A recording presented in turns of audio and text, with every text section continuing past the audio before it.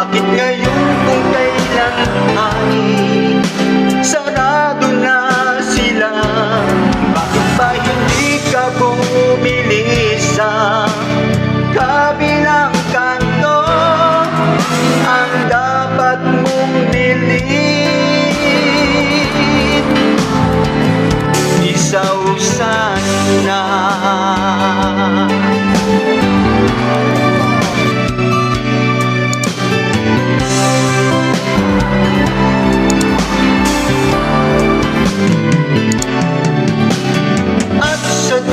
Sinasadyang ika'y di nagkabili, at para bang ika'y nananadya ng totoo.